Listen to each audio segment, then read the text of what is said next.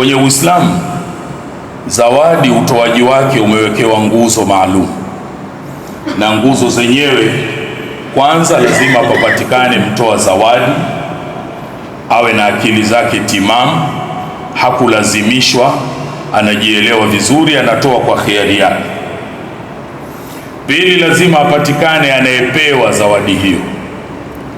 Tatu, lazima kiwepo hicho kinachotolewa zawadi, na kisha kuna kitu kinaitwa sigha, muundo wa zawadi, ambao ni mtoaji kutoa na mpokeaji kupokea.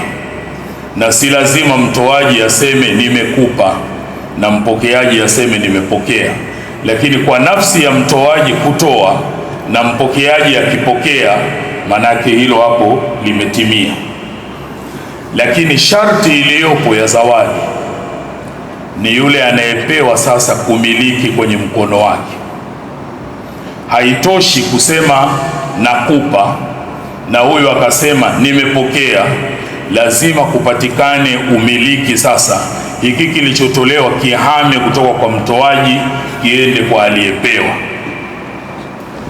Ikiwa huyu kasema nimetoa na mpokeaji akasema nimepokea, lakini utaratibu wa kuhamisha bado haujafanyika katika kipindi hicho, mtoaji anao uwezo wa kurudisha alichokitoa na akakitumia kwenye namna nyingine, na haambiwi kuwa akakosea.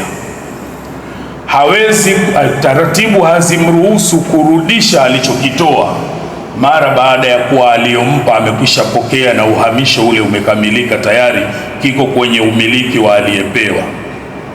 Nafasi ya kurudisha kilichotolewa kikiwa kwenye milki ya aliyopewa amepewa mzazi peke yake, kwamba mzazi anaweza kutoa kwa mwanawe na bado baada ya kuisha kutoa anaweza kuchukua tena akarejesha. Jambo hili ni muhimu sana tukalifahamu, kwa sababu tunatoa karibu kila siku, lakini je, tunatoa kwa taratibu za sawa sawa? Wakati mwingine unataka kutoa zawadi, lakini unaiweka kwenye mfumo wa wasia.